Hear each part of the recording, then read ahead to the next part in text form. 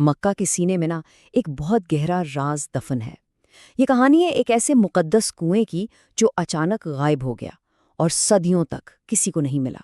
تو آئیے آج اسی راز کی گہرائی میں اترتے ہیں اور یہ سمجھتے ہیں کہ کیسے ایمان اور لالچ کی ایک چھوٹی سی جنگ نے پوری تاریخ کا رخ موڑ کر رکھ دیا۔ آخر ایسا کون سا گناہ ہو سکتا ہے؟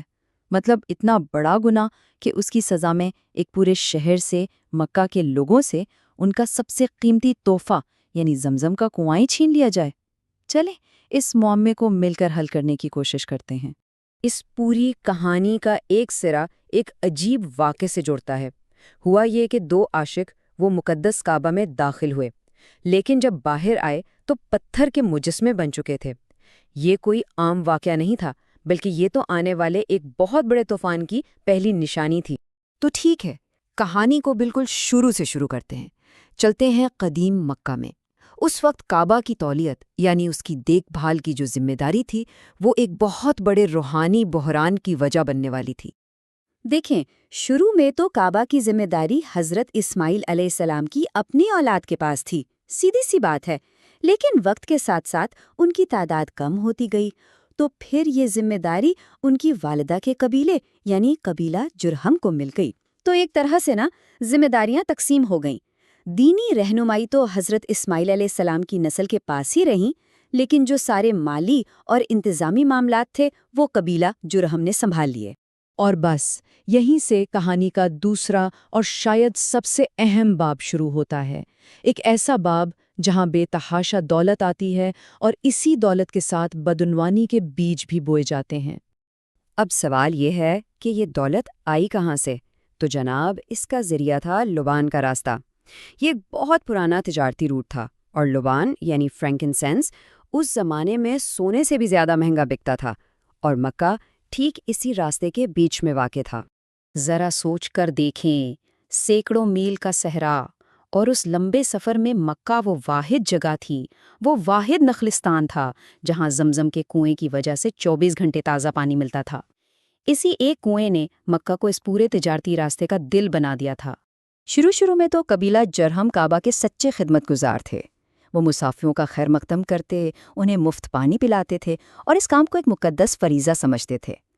لیکن پھر نسلیں بدلیں، وقت بدلا، اور خدمت کا جذبہ آہستہ آہستہ لالچ میں بدل گیا۔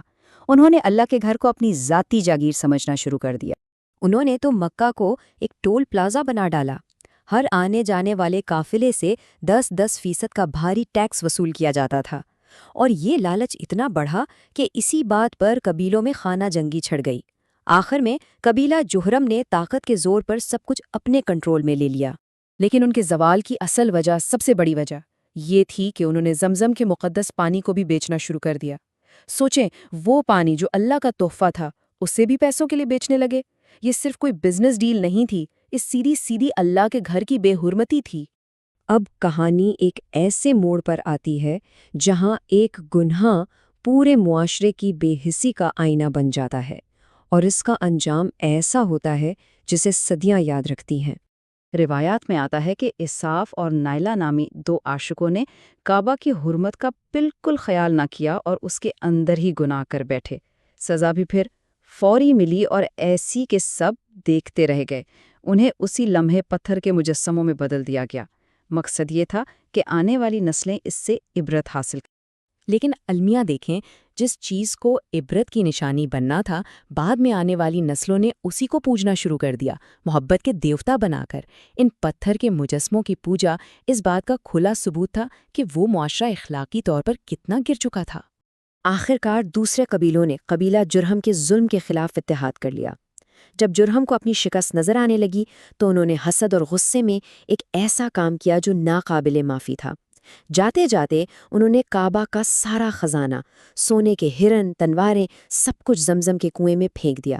اور صرف یہی نہیں، بلکہ اوپر سے کنویں کو مٹی سے بھر کر اس کا نام و نشان مٹا دیا، تاکہ مکہ ہمیشہ کے لیے اس نعمت سے محروم ہو جائے۔ زمزم کا غائب ہونا صرف پانی کا غائب ہونا نہیں تھا، اس سے مکہ میں ایک بہت بڑا روحانی خلا پیدا ہو گیا۔ وہ مرکز ہی نہیں رہا جو لوگوں کو ایک خدا سے جوڑتا تھا۔ اور جب ایسا خلا پیدا ہوتا ہے تو اسے بھرنے کے لیے کوئی نہ کوئی نئی اور اکثر خطرناک سوچ جنم لیتی ہے۔ اور پھر 300 سال گزر گئے، 3 صدیاں۔ زمزم اب صرف ایک کہانی بن کر رہ گیا تھا، ایک ایسی داستان جو بزرگ اپنے بچوں کو سناتے تھے۔ پھر مکہ میں ایک نیا سردار آیا، عمرو بن لحی، اور اس ایک شخص نے آ کر سب کچھ بدل کر رکھ دیا۔ ہوا یہ کہ عمرو بن لحی شام کے سفر پر گیا۔ وہاں اس نے ایک بالکل نئی چیز دیکھی جو اسے بہت اچھی لگی۔ وہاں کے لوگ بتوں کی پوجا کرتے تھے۔ ان کی منطق یہ تھی کہ بھئی ہم تو بڑے گناہ گار لوگ ہیں، ہم خدا سے براہ راست کیسے دعا مانگ سکتے ہیں؟ ہمیں تو بیچ میں کسی سفارشی کی ضرورت ہے، اور یہ بت وہی کام کرتے ہیں۔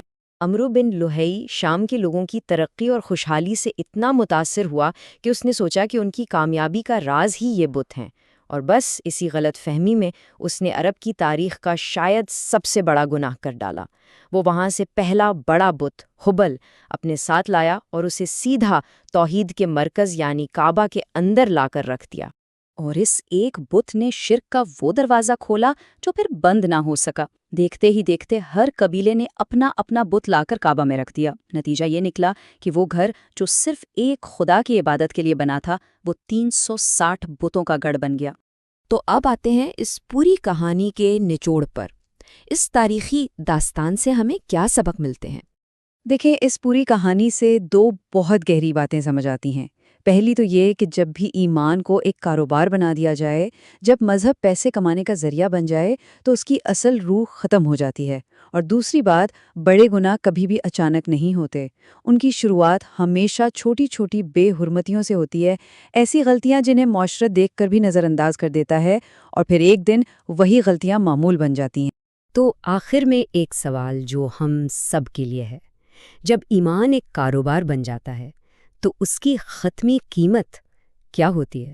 یہ ایک ایسا سوال ہے جو صدیوں پہلے بھی اہم تھا اور آج بھی اتنا ہی اہم ہے۔